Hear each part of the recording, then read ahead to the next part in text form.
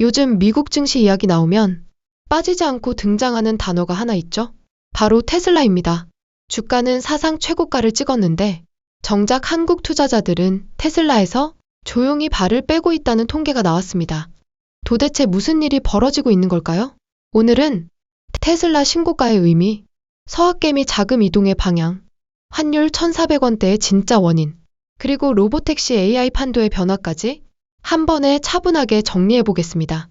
서학개미의 변심, 테슬라는 14등으로 밀렸다. 불과 작년까지만 해도 한국 개인 투자자들이 가장 많이 산 미국 주식, 바로 테슬라였습니다.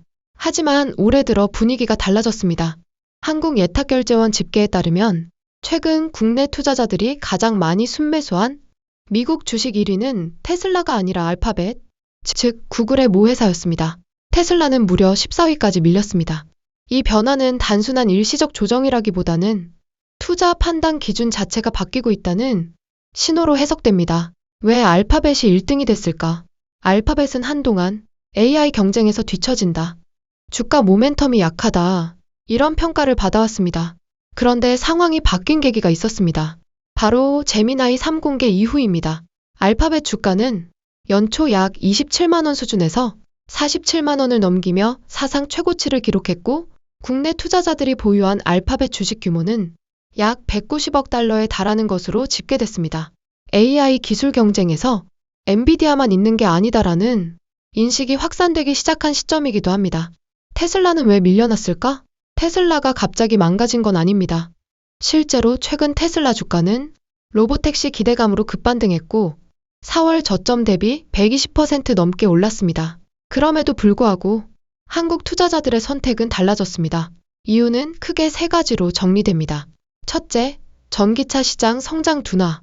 둘째, 로봇 사업의 실질 성과 지연. 셋째, 정치 리스크입니다. 특히 일론 머스크 CEO가 트럼프 행정부와 가까운 행보를 보이면서 정치적 부담이 오히려 기업 리스크로 작용했다는 분석이 나옵니다. 그래도 테슬라는 아직 보관 1등. 중요한 포인트 하나 짚어야 합니다.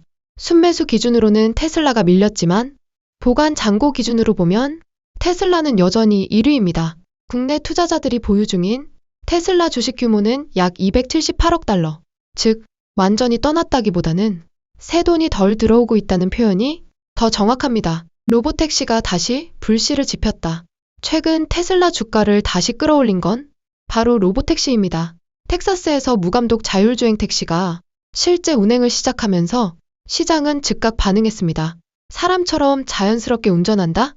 법규를 지키며 끼어든다? 이런 후기들이 퍼지며 투자 심리가 빠르게 살아났습니다.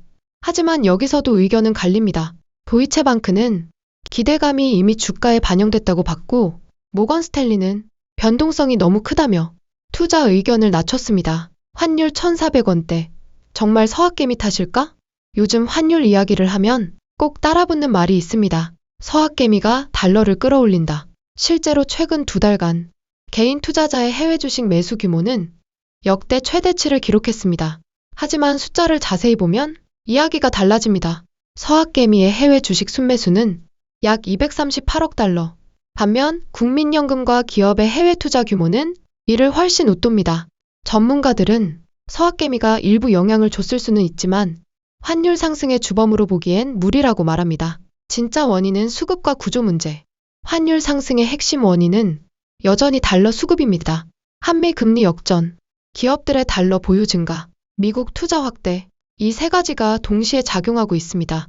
여기에 저성장 고령화, 국내 증시의 매력 약화라는 구조적 문제까지 겹치면서 원화는 유독 더 약하고 더 흔들리는 통화가 됐다는 분석입니다.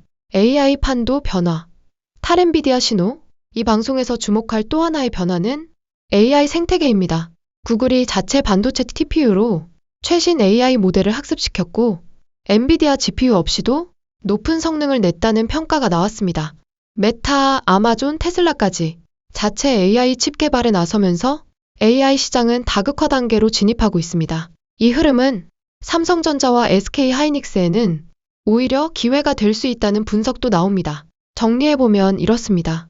테슬라는 여전히 강력한 기업이지만 한국 투자자들의 선택은 조금 더 안정적이고 분산된 방향으로 움직이고 있습니다. 환율 문제 역시 누군가 한 명의 책임으로 돌릴 수 있는 구조는 아닙니다. 결국 중요한 건 숫자를 차분히 보는 것, 기대와 현실을 구분하는 것, 그리고 유행보다 구조를 읽는 것입니다. 지금 시장은 단순한 호재 악재가 아니라 질서가 바뀌는 구간에 들어서 있습니다.